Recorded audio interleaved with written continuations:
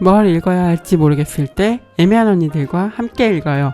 본격 독서 권장 방송 애매한 언니들 시작합니다.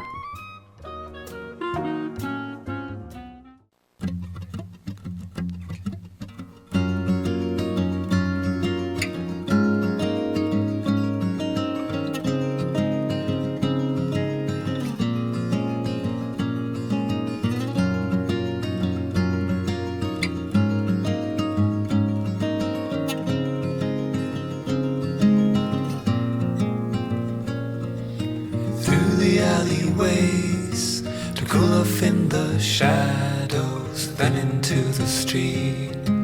Following the water, there's a bearded man paddling in his canoe. Looks as if he has come all the way from the Cayman Islands.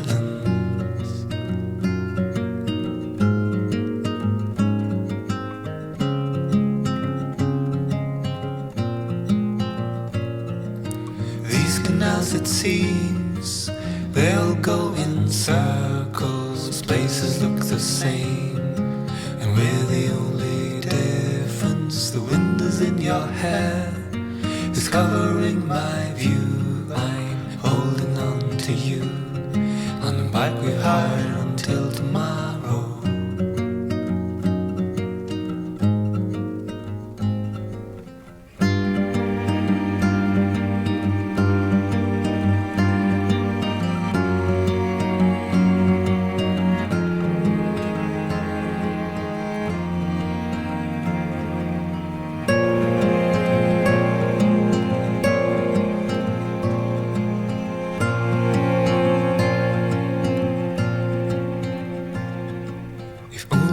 Could see, if only they had been here, they would understand how someone could have chosen to go the length I've gone, to spend just one day riding, holding on to you.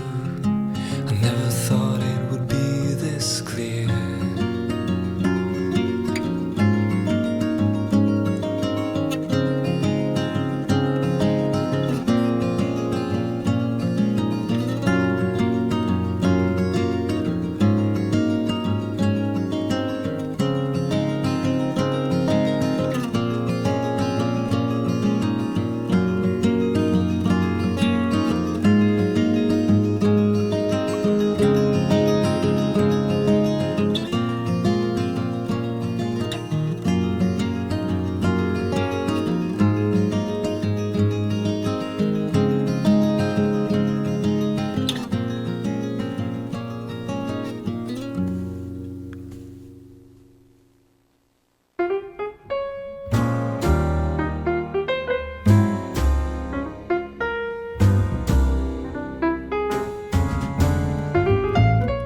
허전한 마음에 지식 한 스푼.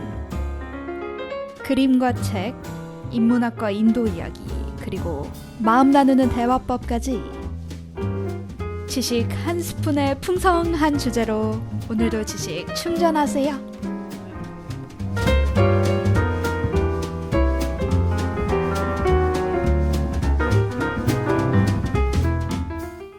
애매한 언니들 8회입니다.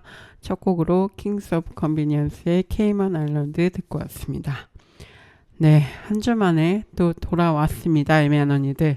오늘도 게스트분과 함께 해야죠. 모셔보겠습니다. 안녕하세요. 안녕하세요. 희음입니다. 또 왔습니다. 네, 반갑습니다. 네. 지난주에 지금은 대체 어떤 세계인가? 네. 주디스 버틀러 책으로 첫 번째 이야기 나눴었죠. 지난 방송 어떠셨습니까? 굉장히 좀 제가 또 톤이 좀 높아졌던 것 같은데, 네. 아, 그만큼 버틀러의 이제 어떤 정치학에 동의하는 부분이 많았고, 그리고 코로나 팬데믹 그 상황에 기대어서 버틀러가 얘기를 하고 있지만 지금의 이 기후 생태 위기와도 굉장히 밀접한 연관이 있는 이야기여서 더 반가웠던 것 같습니다. 지난주에도 그 주디스 버틀러 책 모임을 하고 계신다. 좀 꾸준하게 읽기를 하셨다. 이런 얘기 했었는데 그 모임의 분들 그리고 저희가 또 같이 읽기도 했었는데 어떻게 좀 얘기하시는지 궁금해요. 다른 분들은. 아, 다른 분들이요?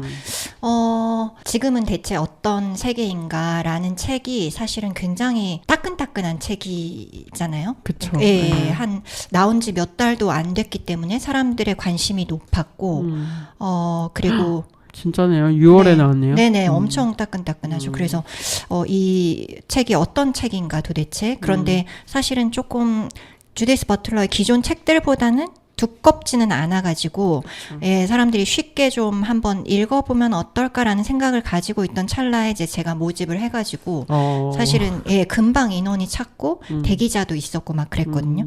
근데 정말 그 뜨거운 관심만큼 모이신 분들 역시도 되게 뭔가 성찰을 하거나 이 세계에 대해서 좀 한번 읽어내려는 그런 모습이 많이 보였던 것 같아요.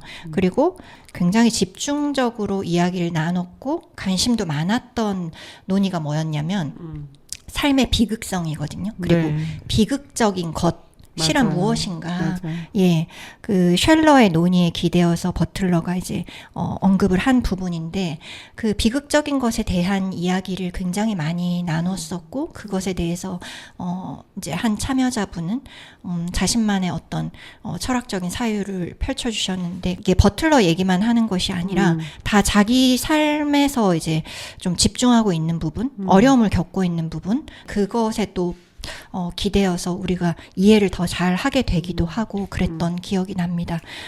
굉장히 좋았어요. 그리고 의미가 있었던 시간이었어요. 네, 그렇습니다. 진짜 생각해보니까 비극적인 것이 무엇인지 뭐 이런 얘기를 나눴던 저도 그 모임에 같이 했기 때문에 그런 좀 기억이 떠오릅니다. 그래서 제가 또 어저께 이제 방송을 준비하면서 다시 읽으면서 또 비극적인 것 그 언급된 부분을 또 다시 보니까 또 새롭게 또 다가오는 부분들이 또 있더라고요. 많은 분들이 또 얘기해 주셔가지고 네. 또 이렇게 책을 같이 읽으면 이런 것이 좋다는 것을 또 한번 네. 이야기해 보면서 우리 희음님 네. 인스타 팔로우 하시면 이런 소식들을 볼 수 있으니까 희음님 어떤 책 모임 하시는지 보시다가 이제 같이 하셔도 좋을 것 같습니다. 아, 감사합니다. 그리고 제가 주로 오프라인 모임 혹은 세미나 이런 것들은 공간 신여성이란 데서 많이 진행을 해요. 그래서 저 팔로우 해주시는 김에 신여성도 팔로우 해주시면 네, 굉장히 유익한 소식을 많이 받아보실 수 있을 겁니다. 네, 팔로우 하신 김에 애매한 언니들도 팔로우 하시면 네네, 애매한 언니들도 팔로우 해주시고 서대문 공동체 라디오 유튜브 있으니까 유튜브도 네. 또 팔로우 해주시고 다 팔로우 하세요. 팟캐스트도 네, 당연히 이건 팟캐스트로 나가니까 팔로우 안 누르고 네. 들으시는 분들 아유, 팔로우 엄청 힘듭니다. 네. 네. 지금 팔로우 해야 될 게 갑자기 지나가서 몇 개인지 잘 기억 못 하실 수도 있는데 네, 천천히 들으시면서 이런 건 사실 한 번 더 들으셔도 좋아요. 저는 잘 이해가 안 될 때 한 번 더 듣거든요. 그래서 2번 들으시면서 또 천천히 해주시기 바라고요.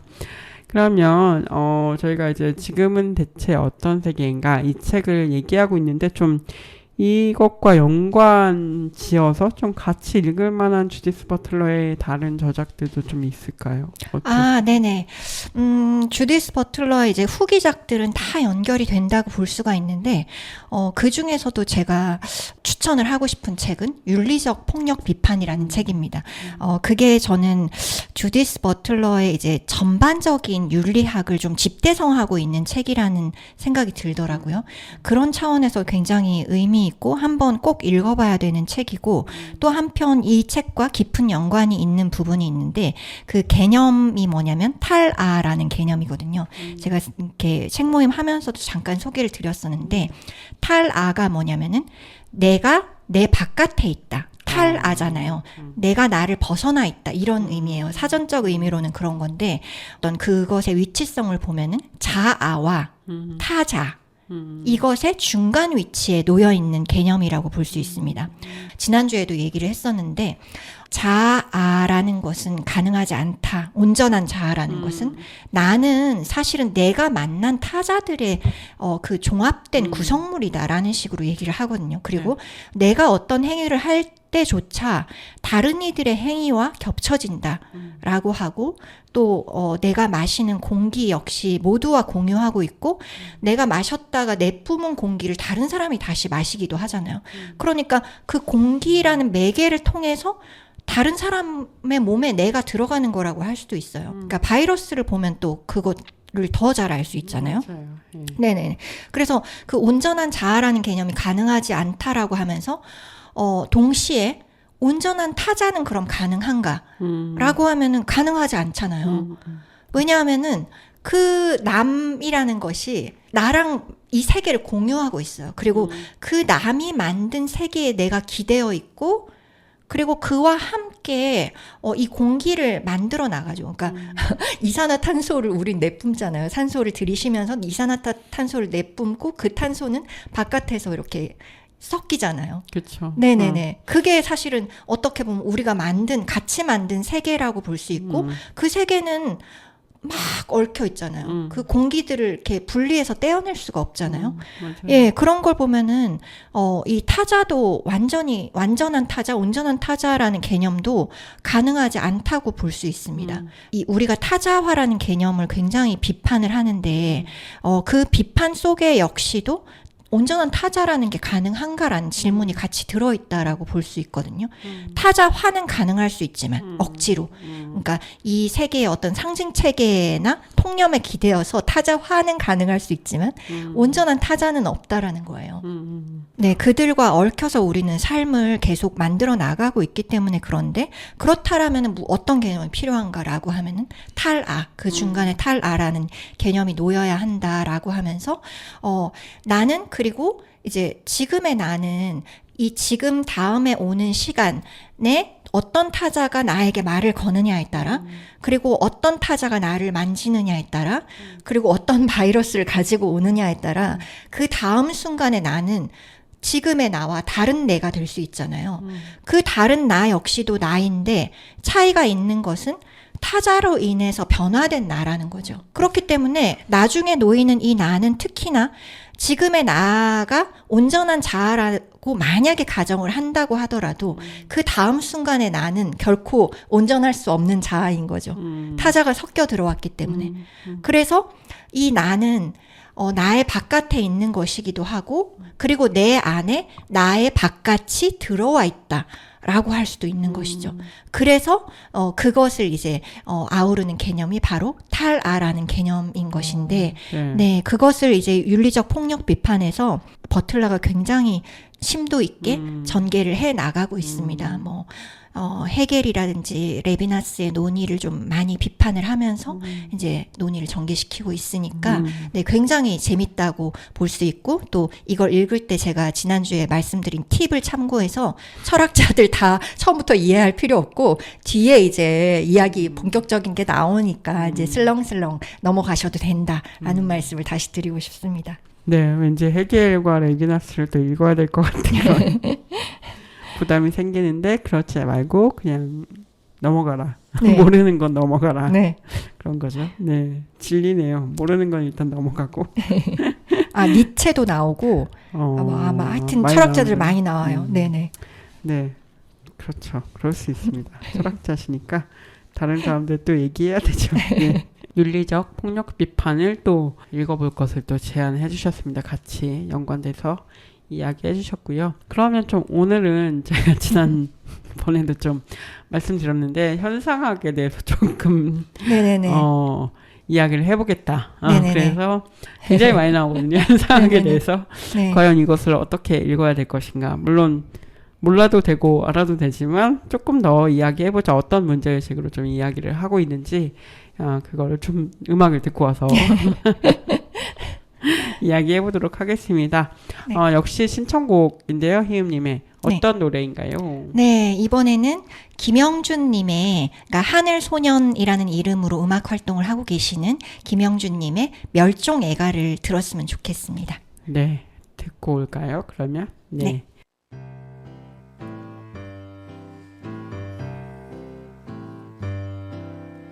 바다 사자가 사라져 분노하시는 하늘이여 사라져가는 산호에 슬퍼하시는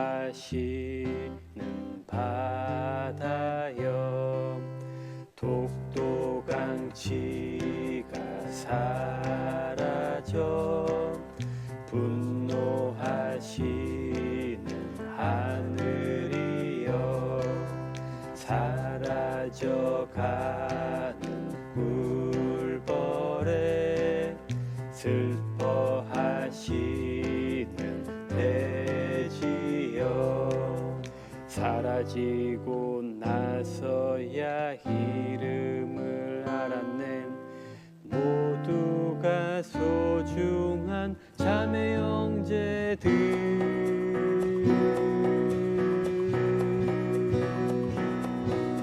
사라지는 것들을 바라보네 되살아날 것들을 기다려 사라지는 것들을 지켜보네 되살아날 그때를 기다려 사라지기 전 이름을 부르네 그곳에서 다시 만날 자매 형제들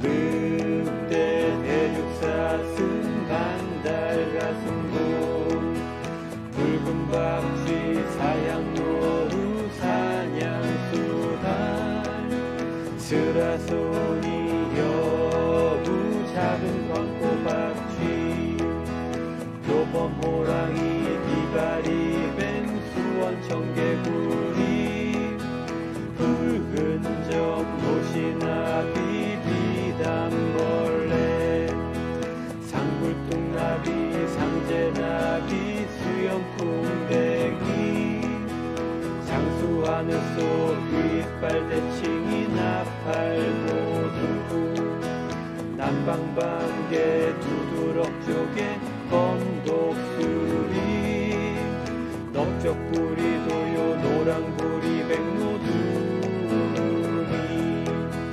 매먹방새 저새 참수리 청다리 도요사촌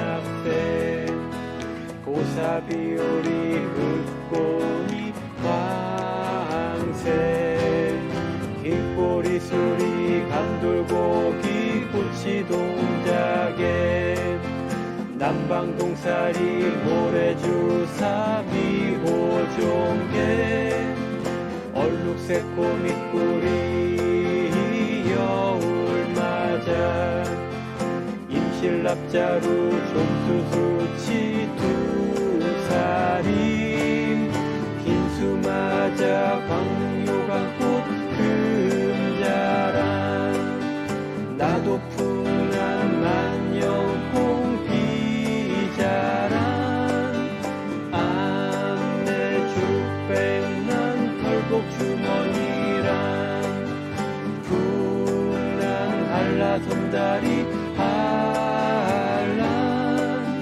사라지기 전 이름을 부르네 그곳에서 다시 만날 자매 형제들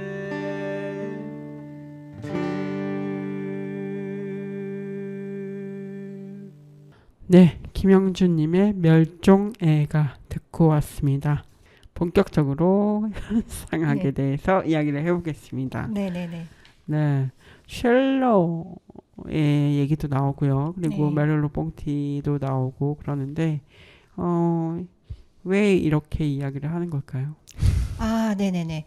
그 쉘러의 얘기는 이제 아까도 말씀드렸는데 버틀러가 이제 핵심적으로 이 쉘러의 논의를 가지고 오는 것은 비극성, 삶의 비극성과 비극적인 것에 대한 이야기를 네. 해 나가기 위함이고, 그리고 이 비극적인 것에 대한 인식과 감각이 왜 그러니까 각 개인들에게 다르게 나타나는가? 그렇다면은 그 비극성을 인식한 존재들이 무엇을 해야 되는가? 그 비극성을 감각했을 때 굉장히 당혹스럽잖아요. 그렇죠. 왜 이런 비극이 자꾸 일어나는가? 근데 중요한 것은 이 비극성에 대한 그 감각이 내 삶의 비극만이 아니라는 것입니다. 이 공동체에서 일어나는 비극, 나와 타자를 명확하게 구분하지 않는 상태에서 왜 우리에게 이런 비극이 일어날 수밖에 없는가? 이 세계는 도대체 어떤 세계이길래 이 비극성이 일어날 수밖에 없는가라고 묻는 것이 사실은 중요하거든요. 네.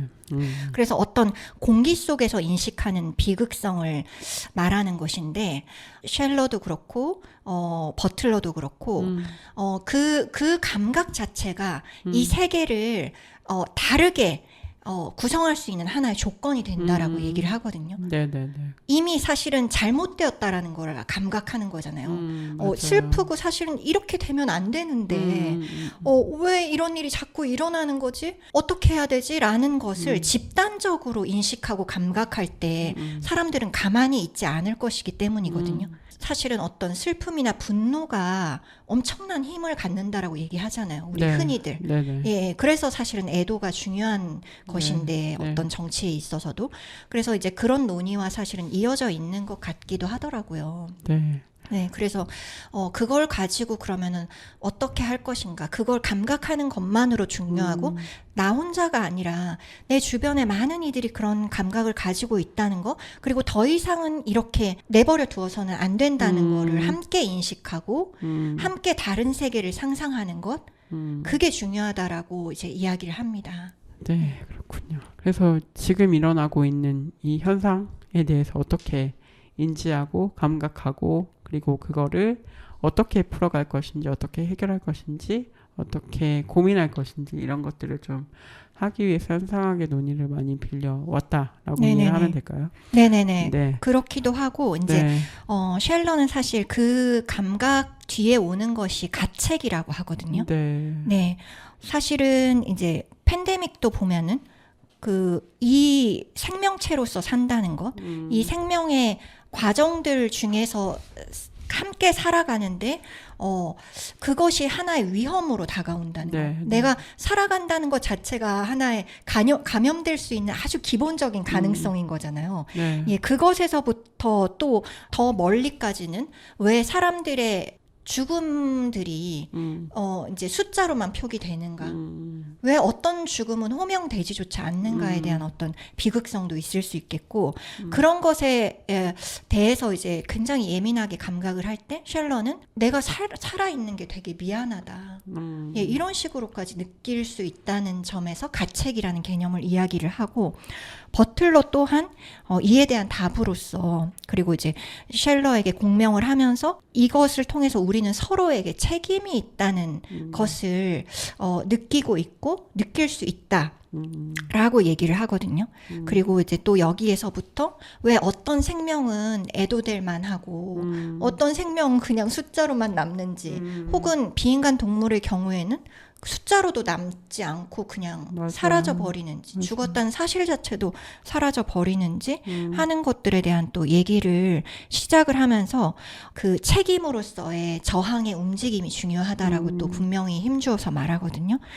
근데 이제 한계도 얘기해요. 인간의 저항 그리고 그 일부 사람들의 저항이 이 세계를 온전히 다 바꿀 수는 없다라고는 얘기하는데 어떤 한계를 인식하는 사람들이 있다는 거, 더는 이대로 안 된다라는 것을 이제 공동이 인식하고 있다는 것만으로도 이 세계는 이 한계를 좀 밀어젖힐 수 있다. 어느 정도는 이라고 얘기를 하거든요. 지금 기후 생태 위기에 있어서도 네. 이것이 문제다라고 얘기를 하고 9.24 기후정의 행진에서도 9호가 그랬잖아요. 슬로건이 이대로 살 수 없다 였거든요. 그때는. 그래서 그 외침만으로도 엄청난 힘이 있잖아요. 그러면 이대로 살 수 없다라고 외치고 분노하고 슬퍼하는 것만으로도 다른 세계를 상상하게 되는 거니까 네, 네. 예, 그게 또 중요하다고 얘기를 하고 있습니다. 네. 저는 책 읽다 보니까 그 장면이 떠올랐는데, 왜, 네.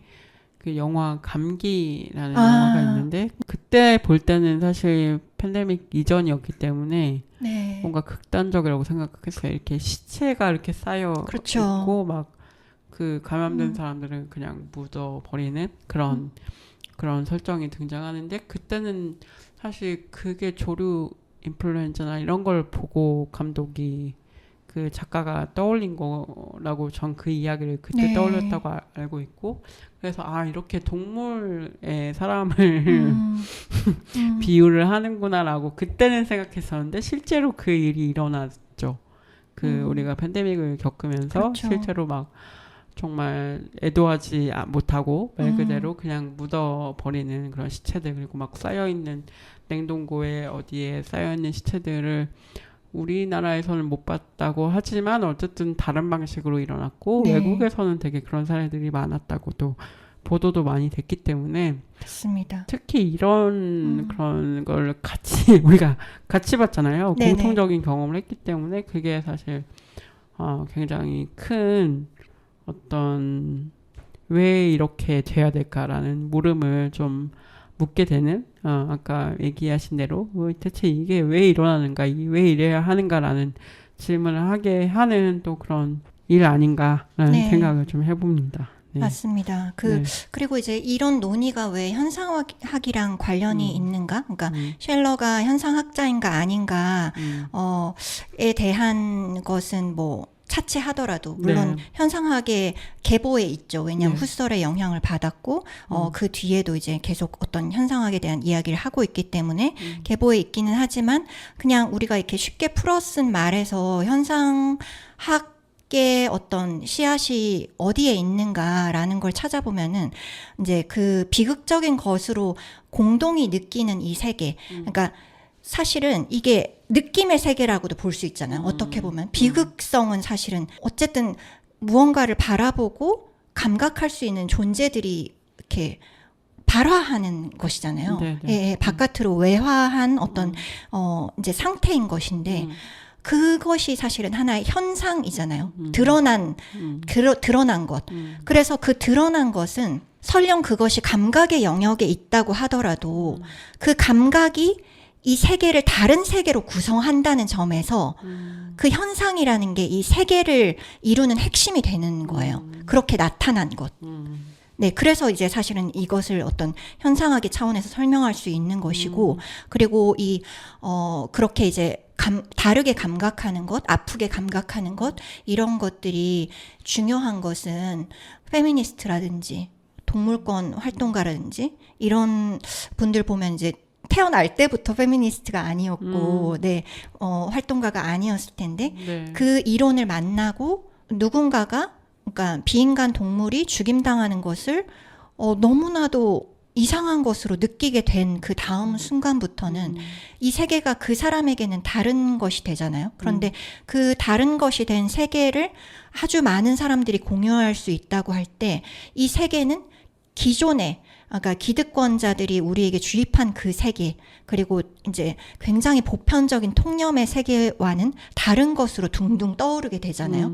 그리고 그 둥둥 떠오르는 세계가 구름처럼 떠 있는 세계가 아니라 우리가 발 딛고 사는 세계가 되어버리잖아요. 페미니스트들이, 그리고 동물 해방을 외치는 이들이 경험하는 세계인 거예요. 그냥 살아가는 세계가 돼버리는 거예요. 그래서 그거는 관념의 세계가 아닌 거예요. 실제 세계인 거예요. 맞습니다. 그렇네요.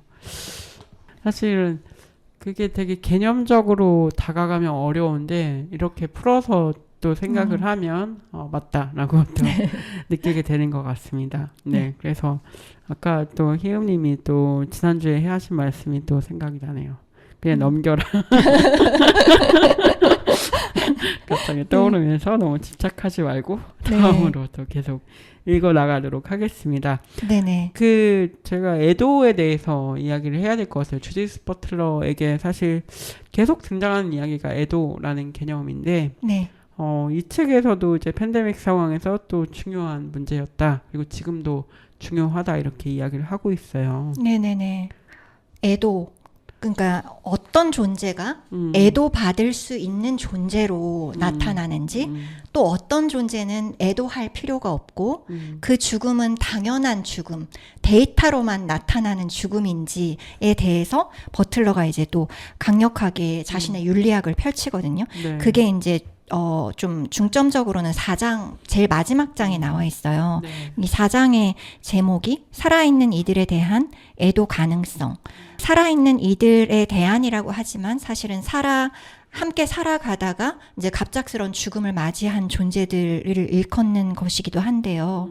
이 애도라는 것은 버틀러가 계속 그 지난주에도 이야기를 했지만 젠더 허물기의 서문에서부터 이야기하는 주제입니다. 버틀러가 이제 자신의 윤리학에서 빼놓을래야 빼놓을 수 없는 주제로 이야기하는 것이 애도의 정치거든요. 그 젠더 허물기부터 지상에서 함께 산다는 것, 그다음에 윤리적 폭력 비판, 뭐 박탈까지 쫙 걸쳐져 있는 것이 애도 가능성이거든요. 그래서 버틀러는 이제 4장에서 이야기를 합니다. 아까도 말씀드렸다시피 누구의 삶이 공적 애도의 대상이 될 수 있는지, 이 사회가 함께 슬퍼하는 죽음이 어떤 것인지라는 것에 대해서 물으면서 이제 우리에게 좀 생각할 여지를 주거든요. 어떠세요? 어떤 존재들이 이제 사회적인 애도를 받는다고 생각하세요? 저는 조금 남자들 그렇죠. 좀 약간 그냥 남자는 아니고 아무래도 네. 계급적으로 조금 명망 있거나 뭔가 그런 사람들 네네. 중요한 일을 한다고 느끼는 사람들 네네. 그때 희음님이 부고란에 대해서 한번 얘기하신 적이 있었거든요. 네네네. 어떤 모임에서 부고란에 어떻게 적히는가라고 네. 했을 때 부고란 보시면 되게 재밌는데 뭐 어느 기업 뭐 차남 뭐 누구 뭐 그리고 어느 기업 뭐 부사장 뭐 누구 네네네. 뭐 그리고 뭐 부사장 아들 뭐 결혼 뭐 이런 식으로 네. 계속 직책으로 계속 이렇게 예. 호명이 되고 그 슬픈 일도 그렇게 좀 기억이 되는 것 같다는 생각을 합니다. 네, 맞습니다. 제가 얼마 전에도 살짝 꼬집어서 얘기한 것이 있는데, 왜 어떤 죽음은 별세, 혹은 타계, 서거, 그 얘기였다. 예, 네, 예, 맞습니다. 서거, 뭐 이런 식으로 그 죽었다는 말조차도 너무 죽었다는 표현도 너무 가볍고 좀 조심스러워서 이런 식으로 이제 한자어를 써서 우리나라에는 이렇게 그 죽음을 알리잖아요. 그들의 삶을 보면 어떤 업적이 있거나 사회적으로 기여를 했거나 그런 경우가 많고, 최근에도 이제 밀란 쿤데라의 경우에 사람들이 누가 시키지도 않았는데, 그러니까 부고란까지도 갈 필요도 없어요. 그냥 1년에. 자신의 네네 뭔가 SNS에 올릴 때도 누가 죽었다라고 표현 안 하거든요. 별세. 네네네네. 네. 그러네요. 예, 예. 별세했다, 타계했다, 작고했다 이런 식으로 표현을 하거든요. 그런데 또 그에 반해서 이제 조금 또 멀리 나아가는 것이기는 하지만 어떤 동물의 죽음에 대해서는 폐사했다. 그러니까 그 동물의 죽음에 대해서는 또 죽었다라는 말이 너무 고귀해서 붙이질 않아요. 폐사인 거예요. 왜냐하면은 그것은 어떤 가치 있는 존재나 생명이 아닌 거예요. 그냥 거의 물건에 가까운 존재인 거예요. 그래서 죽었다라는 표현을 쓰기 싫은 거죠. 그런 거구나. 네네네. 그런데 사실은 뭐 인간으로 돌아와도 뭐 별세나 작거나 이런 이름 당연히 안 붙고 그냥 뭐 같다. 뭐 이런 네네네. 가셨다. 네네네. 뭐 이런 돌아가셨다. 식으로 예, 표현되기도 하고 그리고 어쨌든 사람들의 내면 안에 누구에게 별세라는 말을 붙일지 안 붙일지가 이미 있는 것 같아요. 그래서 저는 그게 너무 신기하더라고요. 그래서 이제 사회적 애도를 얘기하면서 조금 많은 이야기를 했는데, 어쨌든 버틀러는 이렇게 사회적 애도까지 가지 않더라도 누가 그 이름이 호명이 되는가? 이제 지난주에도 얘기했지만 그 9.11 테러에서 희생당한 미국 시민들, 미국 국민들, 국적을 가지고 시민권, 성원권이 있는 사람들에 대해서는 이제 그렇게 호명을 해준다 이거죠. 맞아요. 예, 그런데 9.11 테러 이후에 생겨난 혐오들에 의해서 죽임당한 존재들은 그냥 당연히 그럴 수 있다. 맞아요. 뭐 사회가 이렇게 불안하고 위험한데 그런 죽음들 흔히 일어날 수 있다라고 다들 생각하는 것 아닌가? 별로 관심이 없어요. 당연히 이름도 안 불리고 어떤 집계에 포함되지도 않고 코로나 때도 마찬가지고요. 근데 그런 존재들이 누구인가를 보면은 이상한 존재들, 불법적인 존재들. 맞아요. 네, 불법적인 존재는 없죠, 근데. 자기가 그들이 네네네. 생각하기에 그쵸, 그쵸. 불법적인 맞아요, 맞아요. 존재들. 법을 이상하게 만들어서 불법적인 존재로 만들어 버리는 거잖아요. 그래서 이제 결국에는 불법적인 존재가 되는 그런 이들, 비국민이라든지, 뭐 아니면은 성노동자라든지, 혹은 이상한 트랜스젠더라든지 이런 존재들이 죽임을 당하는 것이고, 그리고 코로나 때 그렇게 무의미한 어떤 그래프로만 집계됐던 존재들은 주로 어떤 생산성이 없는 노인들인 경우가 많았죠. 그래서 그런 구분을 보면, 그러니까 우리 안에 깊이 내면화되어 있는 구분이라고도 할 수 있잖아요. 어떤 권력자들만이 그렇게 하는 것이 아니잖아요. 그래서 그렇게 내면화된 어떤 애도에 대한 구분과 경계짓기가 사실은 이 불평등을 알게 하는 어떤 아주 핵심적인 표지가 되지 않나라고 버틀러가 이야기하는 것 같고, 그래서 사실은 사회적 불평등에 대한 투쟁은 차별적인 애도 가능성에 대한 투쟁이어야 된다라고도 이야기를 하고 있습니다. 그때 저희가 세미나 같이 할 때 했던 얘기 중에 네. 지금도 사실 코로나로 매일 2만 명이었나요? 어쨌든 맞아요. 꽤 많은 사람들이 죽고 네네. 있는데 그 숫자가 명확하게 우리한테 의미화되지 않는 것은 이제는 사실은 건강한 사람들은 죽는 게 아니라 노약자나 좀 원래 기저질환이 있던 사람들이 죽고 있기 때문에 별로 중요하게 그 숫자들은 호명되지 않는다, 뭐 이런 얘기들을 또 나눴었거든요. 그래서 저도 그 얘기 들으면서 조금 약간 놀랬던 것 같아요. 네. 저도 얼마나 죽고 있는지에 대해서 별로 생각을 하지 않고 있었구나, 나도. 그런 생각, 그냥 숫자로만 보면서 아직도 이렇게 하는구나 정도로만 생각했지, 사실 개개인으로 또 들어가면 또 더 많은 또 이야기를 할 수 있고, 사실 애도라는 개념에서 본다면 더 그렇기 때문에 좀 그런 생각을 또 해봤습니다. 네네, 맞아요. 그러니까 최근에는 뭐 죽음의 숫자가 2만 명은 아니고 이제 발병. 네, 죽음의 숫자가 많이 줄어들긴 했지만 그래도 여전히 일어나고 있는데 우리는 마치 끝난 것처럼, 그리고 코로나는 더 이상 어떤 생명을 위협하지 않는 것으로 그렇게 인식하고 있잖아요. 네. 그러니까 사실은 우리 대부분이 그 죽어가는 사람들의 삶에 대해서 관심이 없는 것이라고 볼 수도 있는 것 같아요. 맞습니다. 발병이 2만이라고 합니다. 네, 제가 실수를 했고요. 네, 정정해서 들어주시면 좋겠고, 그러면 또 애도에 대해서 조금 더 이야기를 해볼까요? 아니면 다른 이야기를 좀 해볼까요? 이제 아까 현상학에 대해서 쉘러의 얘기만 했었는데, 네. 예, 다른 철학자들의 논의도 조금 해보면 좋을 것 같아요. 네.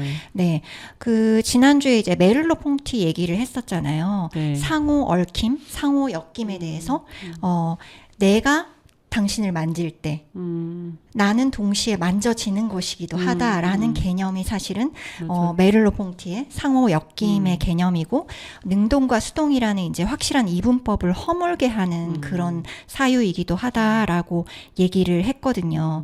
그런데 이제 버틀러는 메를로 퐁티를 좀 비판하는 이야기도 하고 있거든요. 그게 뭐냐면은 이제 메를로 퐁티는 그 인간 신체가 다른 객체들, 사물들과는 다른 방식으로, 그러니까 비인간이라고 할 수 있겠죠. 비인간과는 다른 방식으로 시공간에 산재되어 있다고 이야기를 하는데, 버틀러는 이에 대해서는 반대를 합니다. 그러니까 이거는 완전히 인간은 굉장히 특별한 존재고, 인간 이외의 존재들은 그냥 인간과는 별개로 이제 어떤 다른 세계에 살고 있는 것처럼 이야기하는 걸로 받아들여질 수 있는 논이잖아요. 그렇기 때문에 지금의 기후 생태 위기 앞에서 버틀러는 이런 식으로 우리가 생각을 해서는 안 된다라고 얘기하면서 그 객체들, 비인간 동물 혹은 생태계 역시도 인간이 펼쳐놓은 이 세계에 얽혀들 수밖에 없다라고 이야기를 하면서 그 상호 얽힘의 세계를 이제 메르로 퐁티가 펼쳐놓은 그 세계를 버틀러는 확 열어 젖히기도 합니다.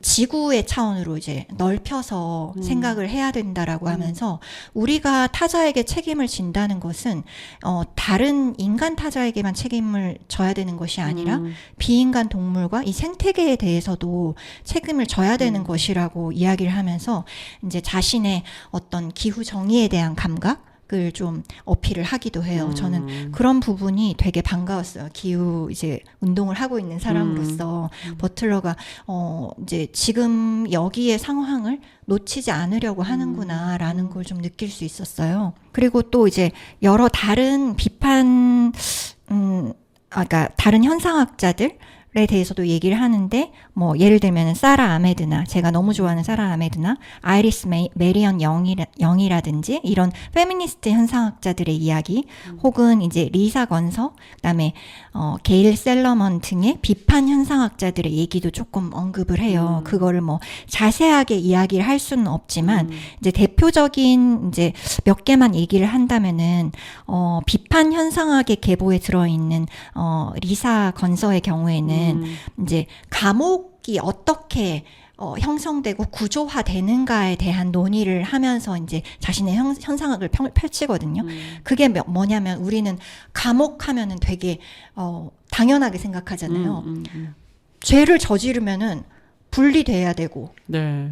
몇 년 형을 살아서 살면서 갇혀 있어야 되고 당연히 투표권도 잃어야 되고 이 세계의 어떤 성원권에서 멀어지는 게 당연하고 자격을 박탈해야 된다라고 생각하잖아요. 특히 이제 그 중요한 생각은 감금이라는 생각인데 네, 어떤 좀 치명적인 잘못을 했을 경우에 뭔가 이 신체가 구속되는 것이 너무너무 당연하고 이제 완벽한 격리를 해야 되는 것이 당연하다. 너무 위험한 존재이기 때문에 그렇지 않느냐라고 생각을 하는데 리사 건서는 그게 뭐 옳다 아니다라는 것을 떠나서 그 감옥이라는 상상력 또한 이제 처음부터 당연한 것이 아니라 그런 어떤 사회적인 합의와 어떤 정치적인 이해관계에 의해서 그렇게 만들어진 것. 그러면서 이제 감옥이라는 그 상상력이라든지 그 제도가 있어야지만 우리가 그러니까 타자화된 존재들을 쉽게 배제하고 격리할 수도 있는 그런 동력이 생기기 때문이라고도 얘기를 하거든요. 그래서 그것들이 그래서 얼마나 사실은 절대적이고 초역사적인 것이 아니라 충분히 분석 가능하고 그리고 이제 어떤 언제든지 중단 가능하지만 반복된 행동과 믿음들에 의해서 탄생한 것인지를 탄생한 개념이자 제도인지를 어필을 하고 있습니다. 그 또 이제 게일 셀러먼 같은 경우에 같은 이제 카테고리에 들어가는 사람인데 게일 셀러먼 같은 경우에는 이것과는 조금 다르게 오히려 그 보이는 세계를 더 이제 자세하게 현미경처럼 보다 보면은 그것이 무엇으로 이루어져 있는지를 알게 된다. 그러니까 현상된 세계를 자세히 우리가 이제 파헤치다 보면은 그 이면, 그러니까 리사 건서 같은 경우 그 이면을 분석하잖아요. 그 이면의 어떤 구조적인 엮임을 분석하는 것이 리사 건서라면은 그 게일 셀러먼 같은 경우에는 그 표면을 분석해도 이 현상이 어디에서 이제 비롯되었는지를 알 수 있다라고 얘기를 하거든요. 이 사람의 논의에서 이제 제가 예시를 한번 생각을 해봤었는데 이것은 사실은 뭔가 우리가 당연시 여기는 이 일상생활 같은 것을 보면 되지 않을까라고 생각을 했어요. 우리가 이제 물을 쓰고 전기를 쓰고 막 이런 거 너무 당연하잖아요. 우리 몸의 어떤 진짜 바이오 생체 리듬과도 같이 동시에 굴러가는 것들이잖아요. 그런데 사실은 그 전기 생산을 위해서 이제 송전탑이 놓이고 그 송전탑 때문에 암에 걸려서 자신의 수명보다 이렇게 엄청 빨리 생을 마감하는 분들이 있는 거잖아요. 근데 그게 사실은 그 전기가 나에게 흘러온 흐름을 계속 보다 보면은 누가 그 나의 편의를 위해서 죽임 당할 수밖에 없는지를 또 알 수 있잖아요. 그래서 사실은 이런 현상학의 논의들이 나를 성찰하게 하고 그리고 그 성찰에 힘입어서 공동의 세계를 이제 한번 다르게 구성해보고자 하는 의지를 낳게 하는 되게 중요한 이제 이론들이 아닌가라는 생각을 하게 되더라고요. 네, 그렇습니다. 이 주디스 버틀러가 인용하고 있는 현상학자들의 논의와 어떤 이야기들을 했는지 이런 거에 대해서 좀 설명을 전체적으로 해주셨고, 이런 논의들이 또 우리 현실에 또 미치는 영향, 그리고 또 성찰하게 하는 힘, 뭐 이런 것들에 대해서도 좀 이야기를 해봤습니다. 여기서 음악을 듣고 올까요? 네. 음악을 빠르게 듣고 오겠습니다. 어떤 노래죠? 네, 정차식의 빛나네라는 노래 듣겠습니다.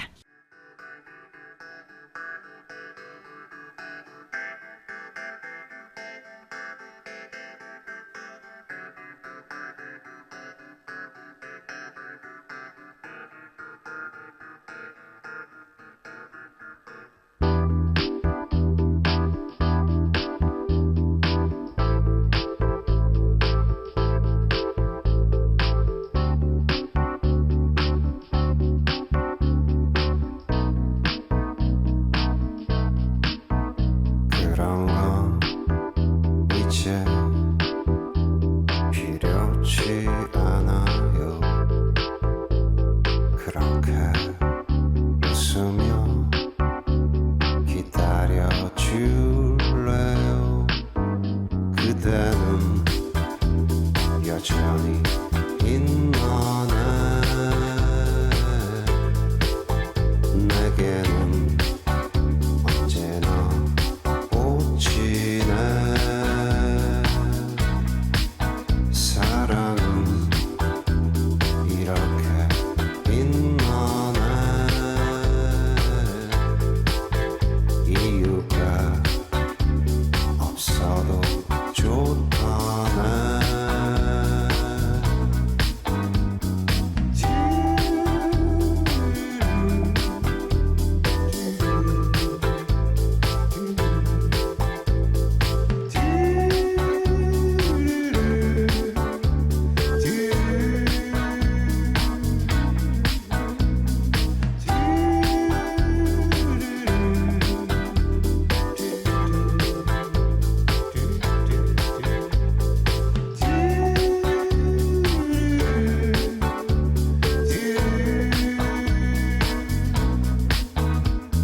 믿어선 안 될 걸 말하지 말아야 했어. 난 좀처럼 풀리지 않을 걸 잊어야 했어.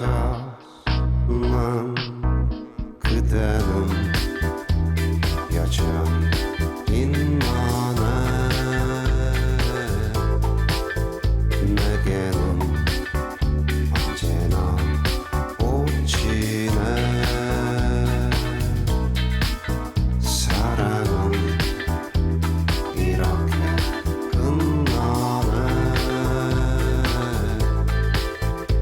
우리도 여기서 끝나네.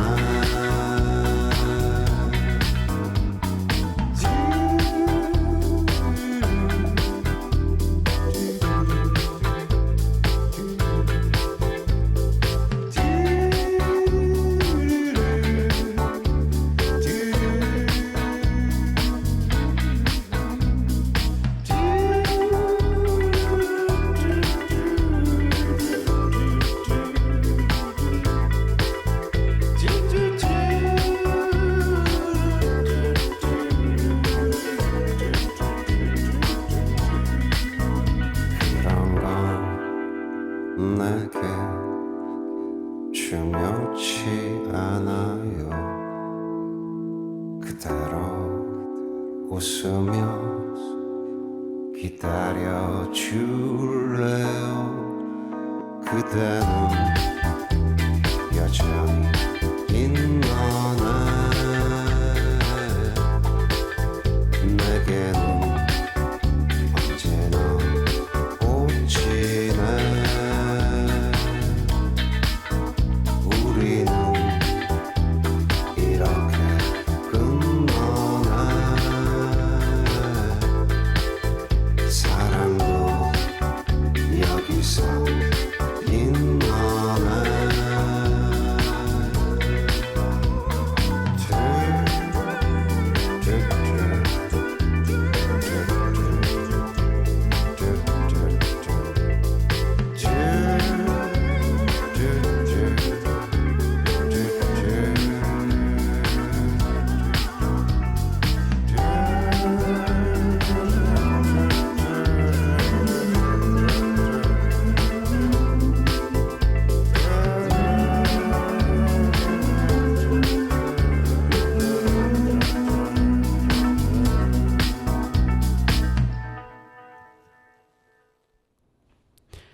네, 정차식의 빛나네 듣고 왔습니다.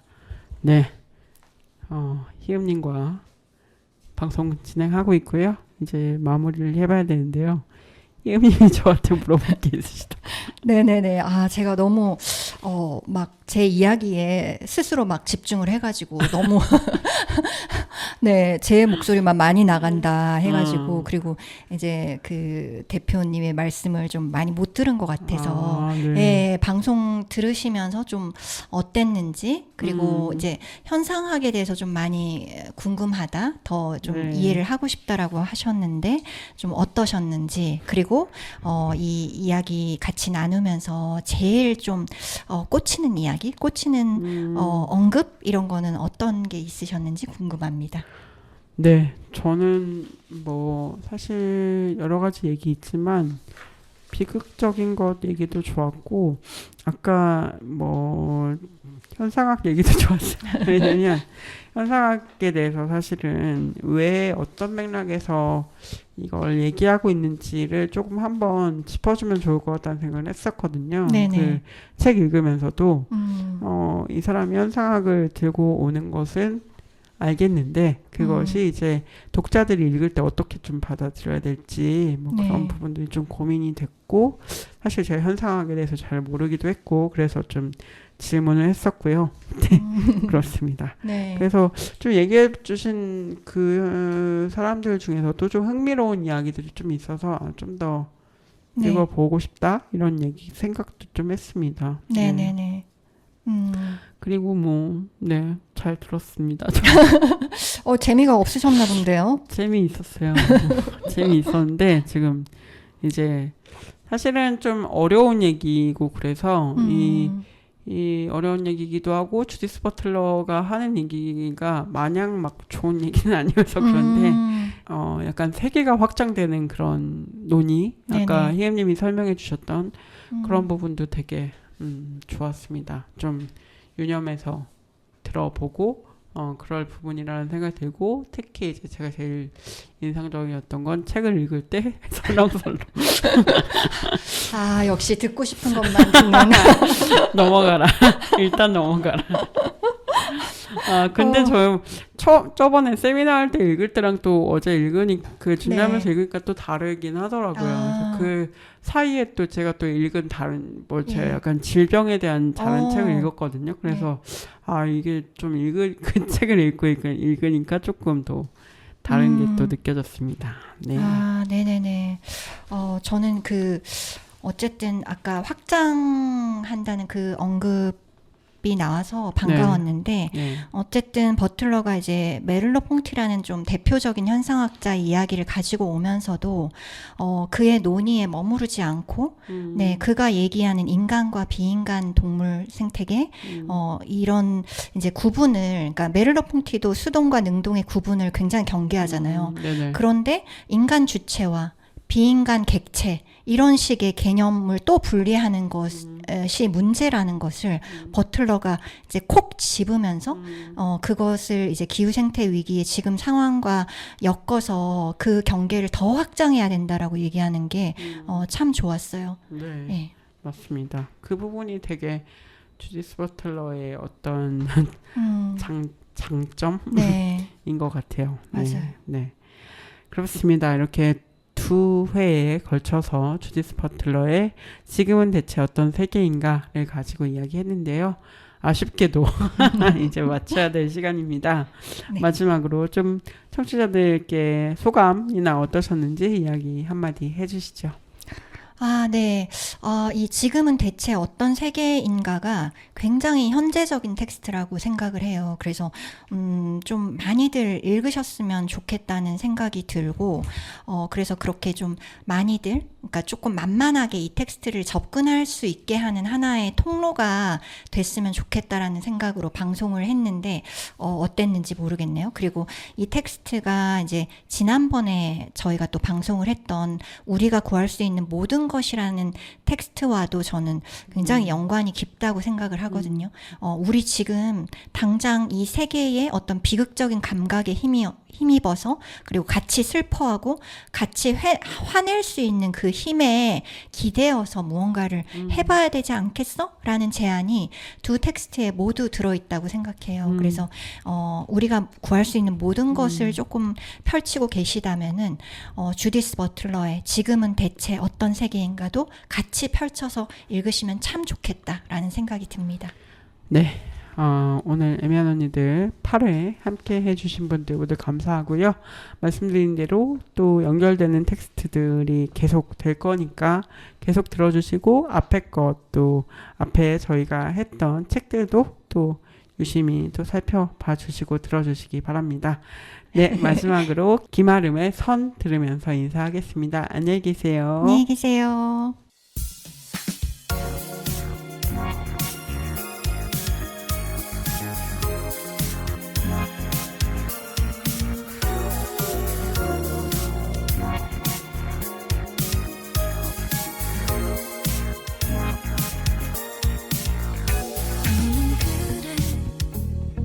내게 다가오려 해.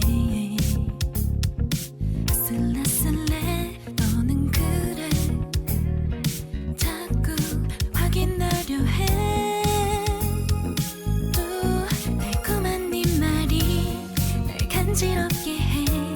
날 향한 네 눈빛 모른 척해. 난 또 아닌 척해. 혹시 금방 끝나버릴까. 자꾸 손을 놓게 돼. 계속 너를 찾게 돼.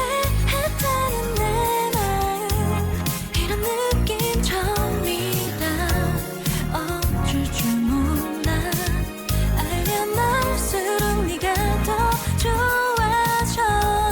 자꾸 네가 떠올라. 계속 네가 보고파.